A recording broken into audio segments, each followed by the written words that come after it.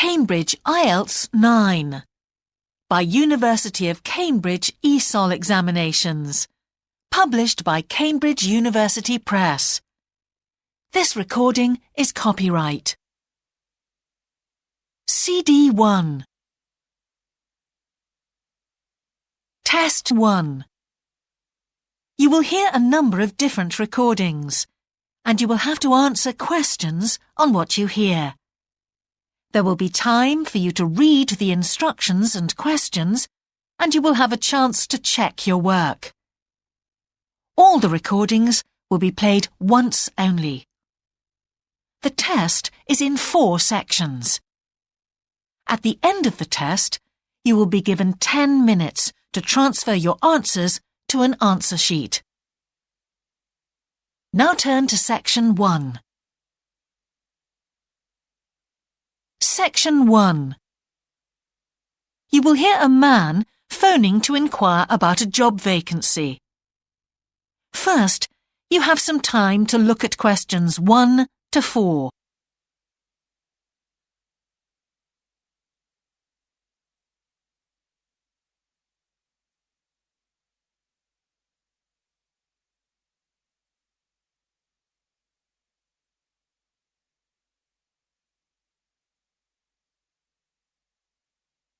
You will see that there is an example that has been done for you. On this occasion only, the conversation relating to this will be played first.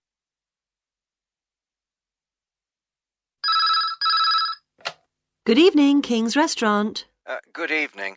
I'm ringing about the job I understand you have vacant. Oh, yes.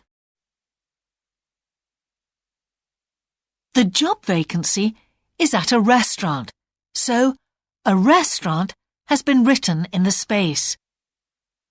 Now we shall begin. You should answer the questions as you listen, because you will not hear the recording a second time. Listen carefully and answer questions 1 to 4.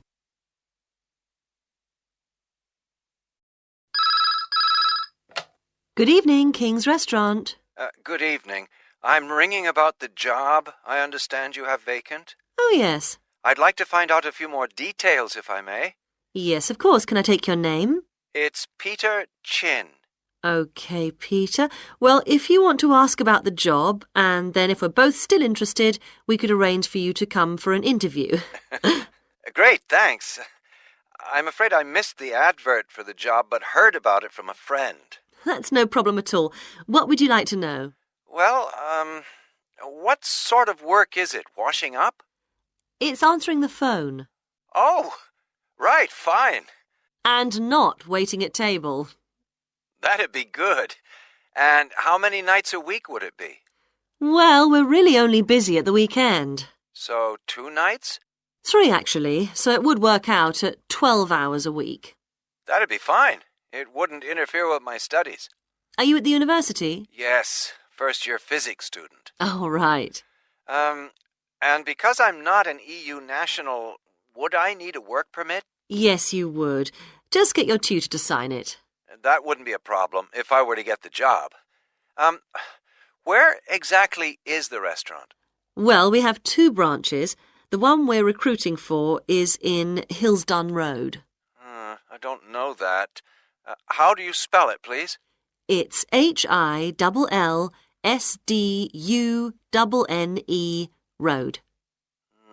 Got that. Thanks. Is it near a bus stop? Yes, the nearest one would probably be just beside the library. Oh, yes, I know it. That'd be fine for me. And could I ask about the pay? We're offering £4.45 an hour. That's very good. My last job was £3.95 an hour. Before you hear the rest of the conversation, you have some time to look at questions 5 to 10.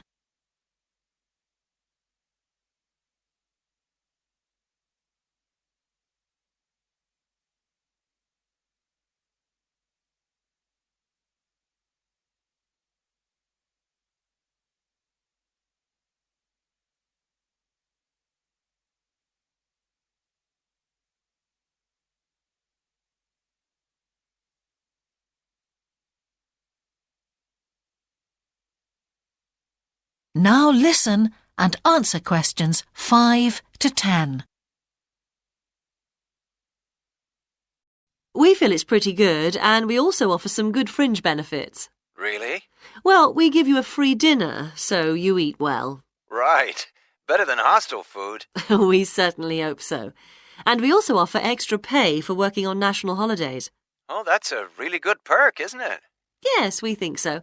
And then because of the difficulties of getting public transport, if you're working after 11 o'clock, we drive you home. Oh, that's good to know.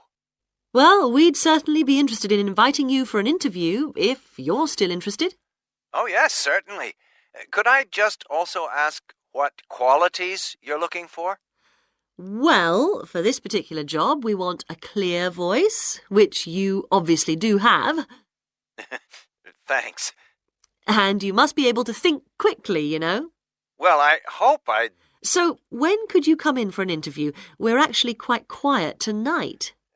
Sorry, I couldn't come tonight. Or tomorrow, I'm afraid. Thursday's okay. That'd be 22nd of October? Fine. After 5 p.m.? Yes, fine. Would 6 o'clock be okay? Perfect. And could you bring along the names of 2 referees? Yes, that's fine. No problem. Good. I look forward to seeing you. Oh, by the way, who should I ask for? Oh, yes, of course. Sorry. My name is Samira Manuja. Can you spell that, please? Manuja. Okay. I've got that. Thanks very much. Look forward to seeing you later on then. That is the end of section 1. You now have half a minute to check your answers.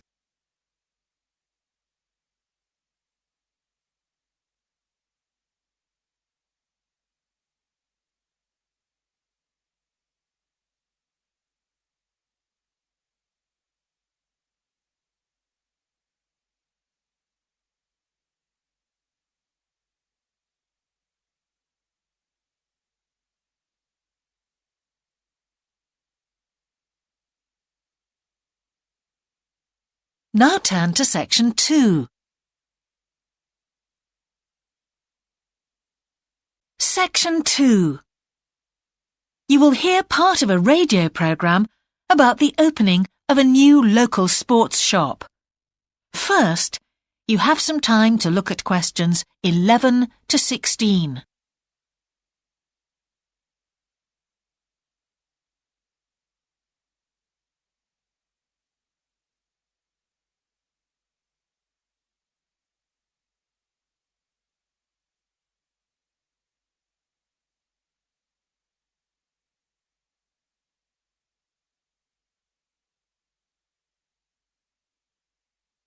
Now listen carefully and answer questions 11 to 16.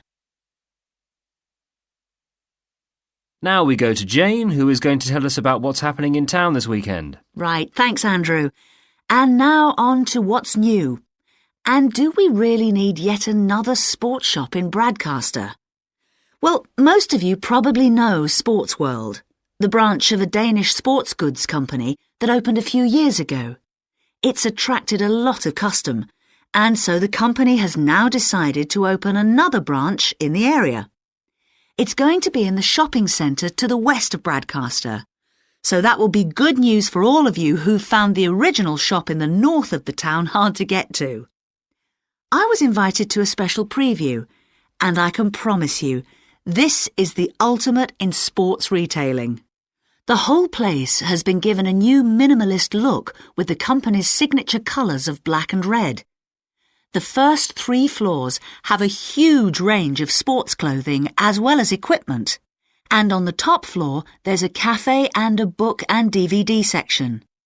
You'll find all the well-known names, as well as some less well-known ones. If they haven't got exactly what you want in stock, they promise to get it for you in 10 days. Unlike the other store, where it can take up to 14 days. They cover all the major sports, including football, tennis and swimming. But they particularly focus on running, and they claim to have the widest range of equipment in the country. As well as that, a whole section of the third floor is devoted to sports bags, including the latest designs from the States. If you can't find what you want here, it doesn't exist. Before you hear the rest of the programme, you have some time to look at questions 17 to 20.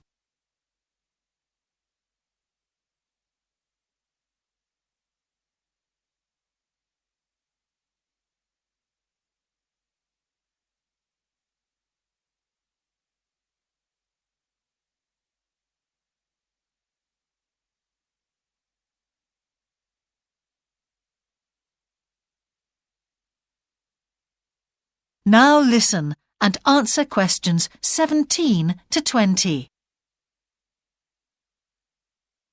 The shop will be open from 9 a.m. this Saturday, and if you go along to the opening, then you'll have the chance to meet the national 400 metres running champion, Paul King, who's coming along to open the shop. And he will be staying around until about midday to chat to any fans who want to meet him and sign autographs. Then there will be a whole range of special attractions all weekend. There will be free tickets for local sporting events for the first 50 customers, and also a special competition open to all. Just answer 15 out of 20 sports questions correctly to win a signed copy of Paul King's DVD, Spring Tips, while the first person to get all the questions correct gets a year's free membership of the Bradcaster Gym. All entrants will receive a special sports calendar with details of all Bradcaster fixtures in the coming year. One of the special opening offers is a fitness test, a complete review of your cardiac fitness and muscle tone, actually done in the shop by qualified staff. This would normally cost £30, but is available at half price for this month only. There are only a limited number of places available for this, so to make a booking, phone 560-341. In addition, if you open an account, you get lots more special offers, including the chance to try out equipment at special open evenings. That is the end of section 2. You now have half a minute to check your answers.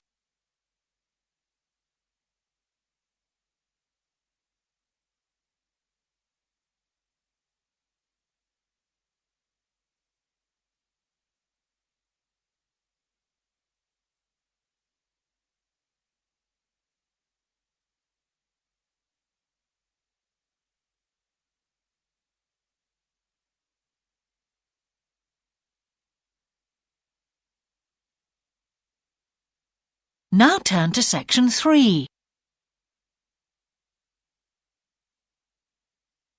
Section 3. 2 overseas students called Spiros and Hiroko have just finished the first semester of their university course. They are discussing with their English language teacher how they coped with the course. First, you have some time to look at questions 21 to 25.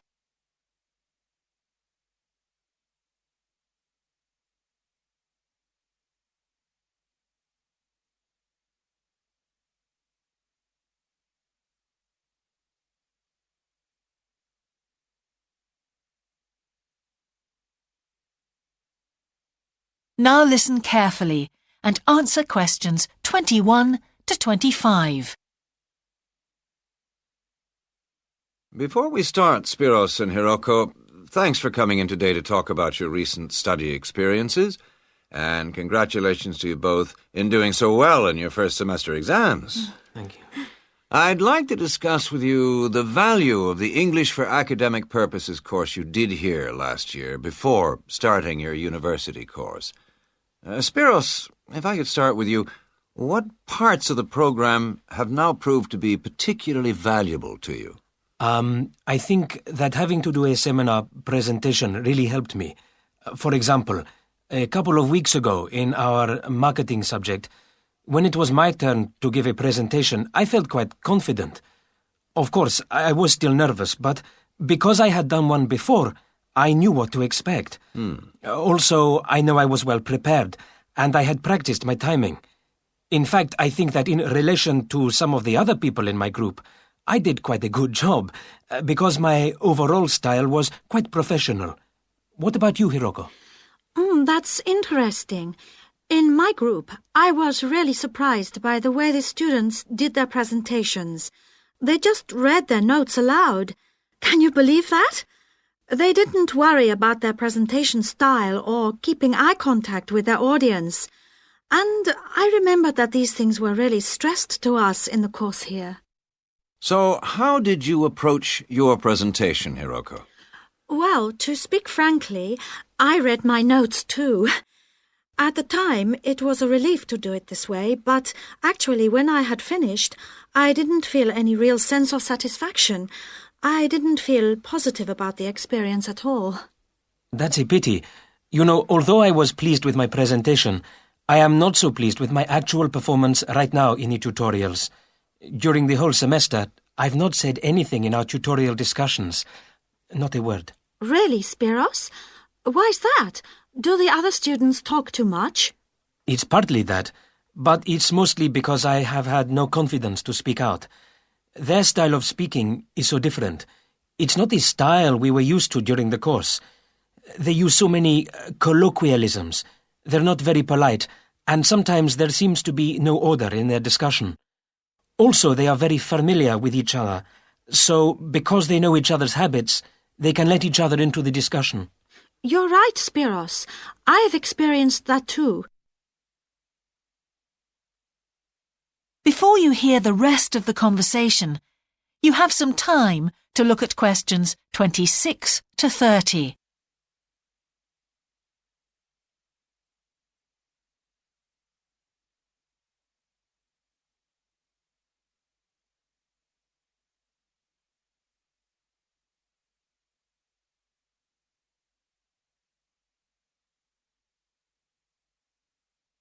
Now listen and answer questions 26 to 30.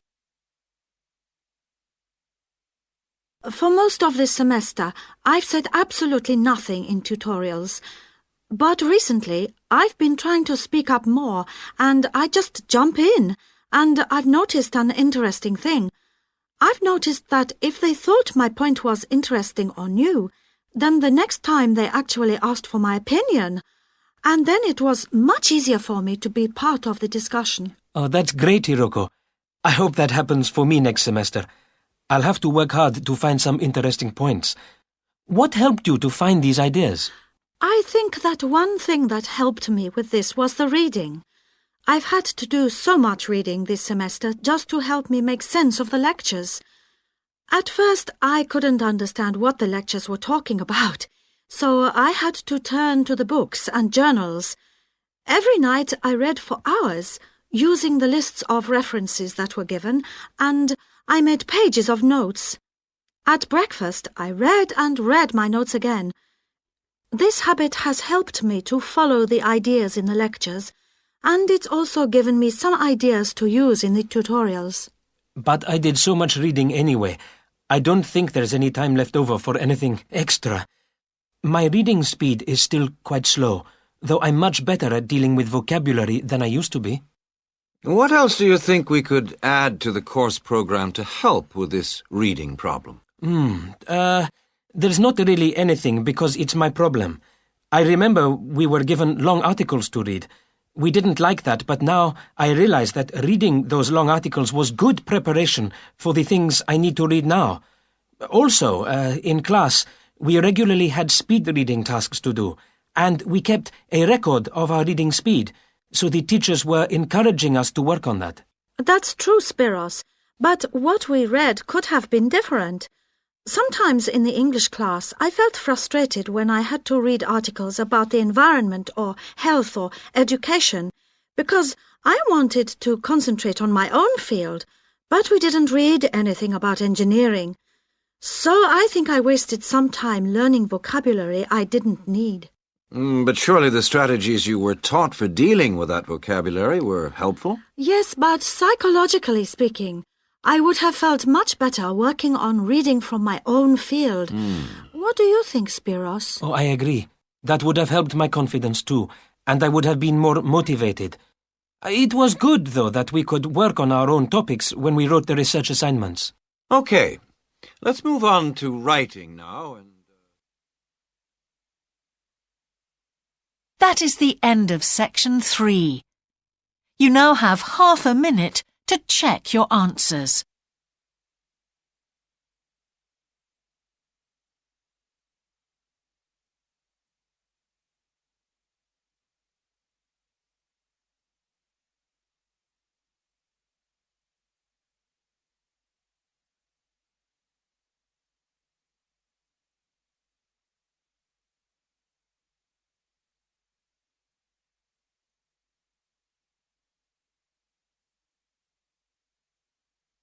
Now turn to section 4.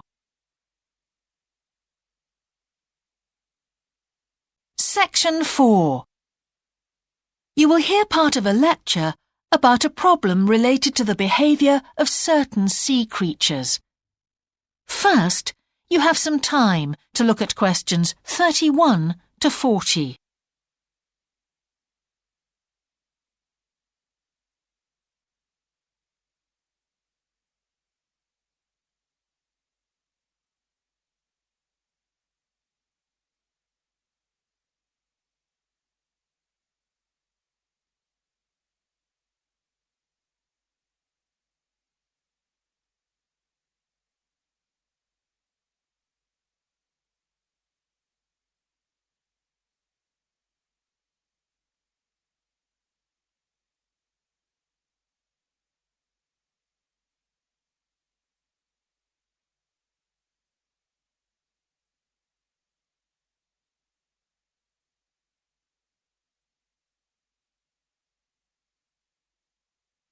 Now listen carefully and answer questions 31 to 40.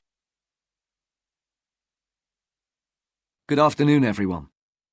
Well, with some of you about to go out on field work, it's timely that in this afternoon's session I'll be sharing some ideas about the reasons why groups of whales and dolphins sometimes swim ashore from the sea right onto the beach and, most often, die in what are known as mass strandings. Unfortunately, this type of event is a frequent occurrence in some of the locations that you'll be travelling to, where sometimes the tide goes out suddenly, confusing the animals. However, there are many other theories about the causes of mass strandings.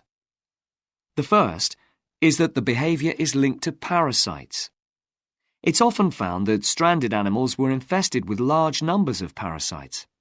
For instance, a type of worm is commonly found in the ears of dead whales.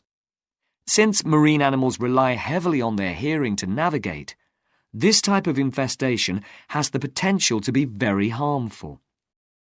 Another theory is related to toxins or poisons.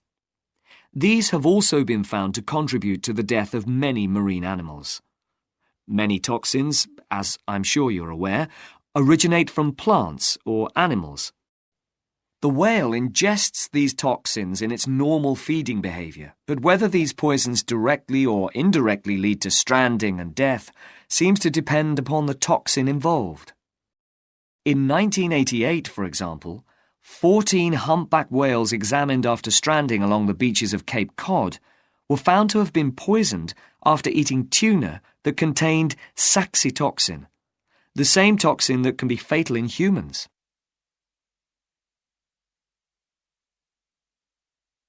Alternatively, it has also been suggested that some animals strand accidentally by following their prey ashore in the confusion of the chase. In 1995, David Thurston monitored pilot whales that beached after following squid ashore.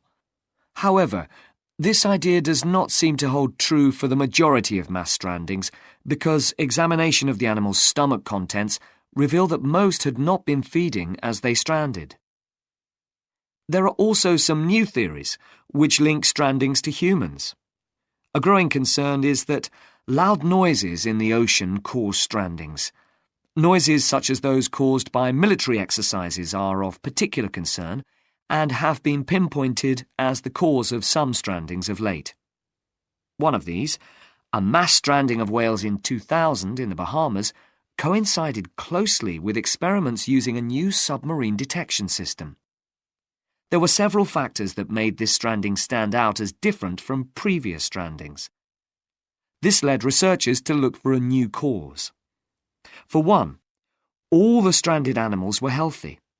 In addition, the animals were spread out along 38 kilometres of coast, whereas it's more common for the animals to be found in a group when mass strandings occur.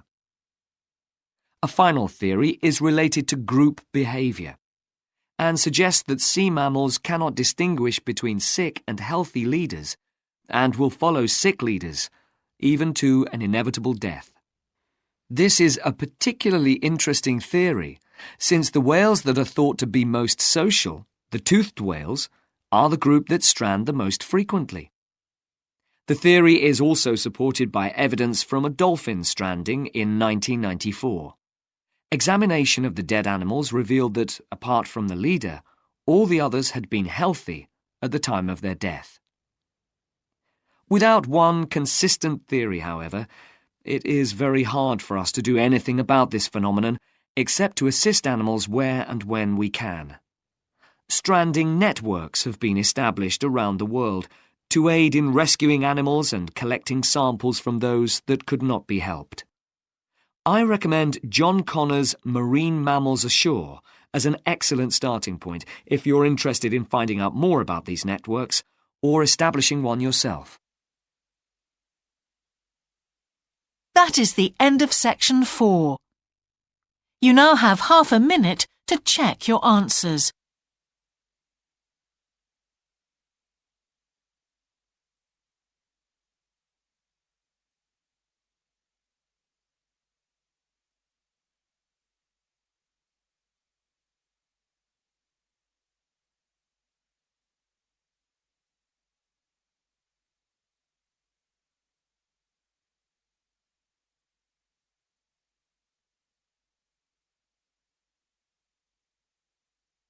That is the end of the listening test.